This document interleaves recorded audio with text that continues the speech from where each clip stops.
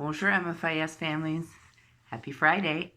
I'm going to read to you chapter 4, but I realized the last part cut out, so it was just the final 2 paragraphs of chapter 3 I want to finish up, where they're finishing off the game. Let's just say that their track tosh pretty much dried up after that. The games at this tourney were to 11, scoring by ones. After we went up 7-3 on a nice up and up under move from Mike, Banana Shoes started limping. Funny thing about that limp, though, it didn't affect him when he had the ball. He was just faking it, pretending that's the reason they were losing. Anyway, we pretty much used the rest of the game as practice for the next one. Deuce did a good job of spreading the ball around, and when I got a rebound, I didn't necessarily go right back up with it. I looked to see if Mike had a good position or if Deuce was cutting to the hoop or whatever. We won 11-5, and we all had about the same number of points. But I knew the day was just getting started. By the way, I have Anatole with me. He wanted to sit with me. You're going to behave during this? Okay, now we're on chapter 4. My mouth was pretty dry after the game. There was a drinking fountain over by the sign-in table, and I headed straight towards it. I wanted to check if the second-round matchups were ready yet anyway. They weren't, but I drank about a gallon of cold water from the fountain. I looked up and wiped my mouth with the back of my arm. There was a guy standing there, and it was hard to tell how old he was because he was one of those old guys who looked like they were still in really good shape. He even looked kind of familiar, but I couldn't think where I'd seen him before. "Here you go," I said, stepping aside so he could use the fountain.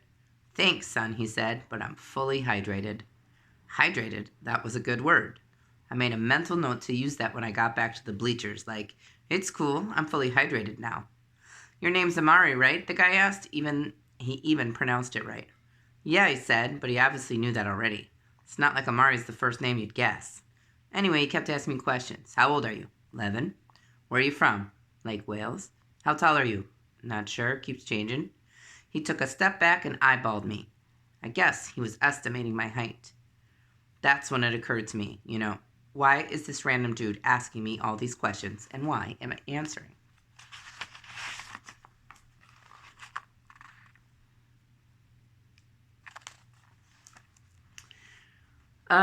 Who are you?" I said. "Name's Omar," he said. He smiled and extended his hand.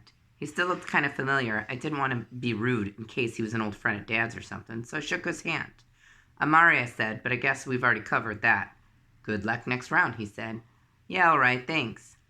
I headed back to the bleachers, and Mike and Deuce had their heads on a swivel, keeping an eye on 2 different games at once.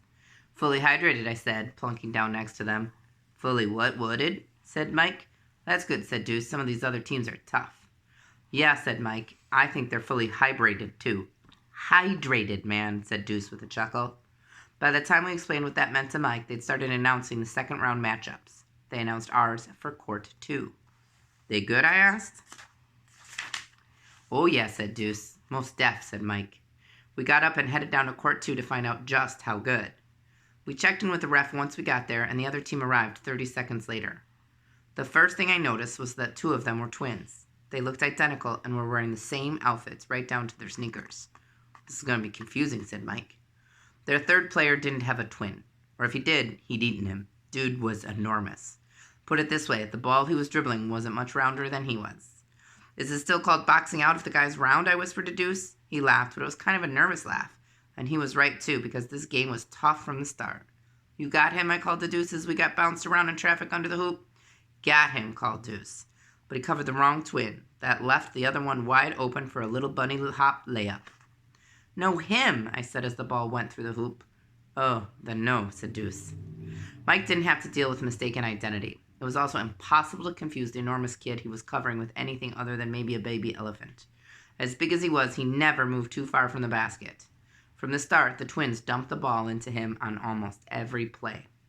Sometimes he'd pass it back out, and sometimes he'd take it himself. Not only could I see it when he bodied up with Mike, I could hear it. "Oof," grunted Mike as the kid backed into him.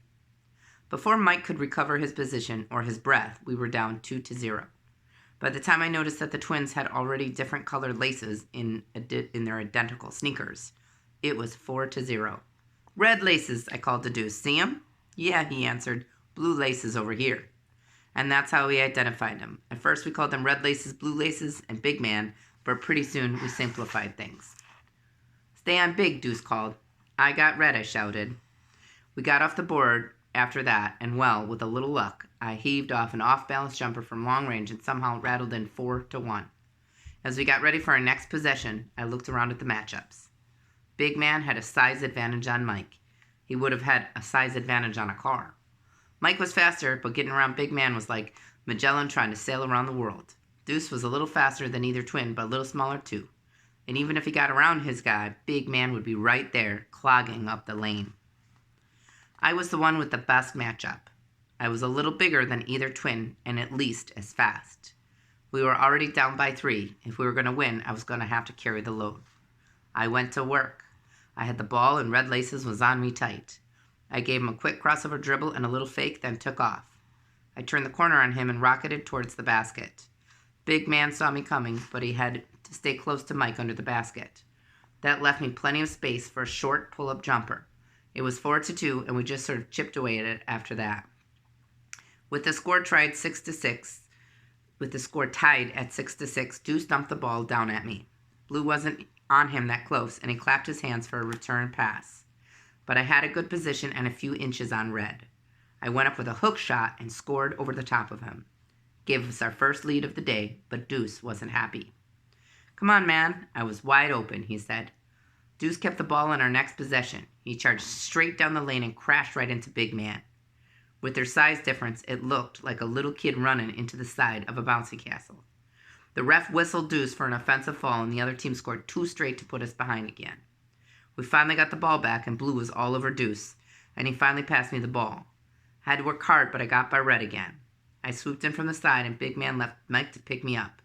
Mike was open now, but he was really deep under the basket, just inches from the baseline. It didn't seem worth the risk, especially since I'd been knocking down those short jumpers all day. I stopped, popped, and scored. It was 9-9. But now both of my teammates were mad at me. "I'm working hard down there," said Mike. "Wouldn't kill you to get me the ball when I'm open." "You were all the way under the basket," I said. "Well, that's a good thing," he said. "I'm just trying to win the game for us," I said. "Oh, what, and we're not?" said Deuce. "No, I know," I said. "Of course you are." What else could I say? How do you tell your best friend you don't think they can beat their defenders? Well, I guess I told them that by scoring the next 2 points. The first one was a putback on a heave by Deuce, so they couldn't really blame me for that. But I scored game point on a long jumper from the corner. I just had a good feeling about it, so I took it. Mike should have been happy I went in. I mean, A, we won, and B, Big Man had to stop leaning on him now. But when I went to go high-five him, I thought he was going to leave me hanging. He finally raised his hand and gave mine a weak slap. "Supposed to be 3-on-3, he said as he headed off the court. I looked around for Deuce, but he was already gone. The only one left were the guys on the other team. I shook their hands, and we all agreed it was a good, tough game. They told me their real names, but they'll probably always be Red Laces, Blue Laces, and Big Man to me.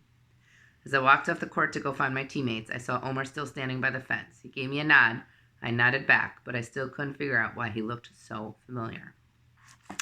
So I'm going to stop there. Again, I hope you guys have a nice weekend, and remember, it's totally okay to not do lots of academics all weekend. Just change it up a bit. And I will talk to you later. Thinking of you all. Bye. You want to say bye, Anatole?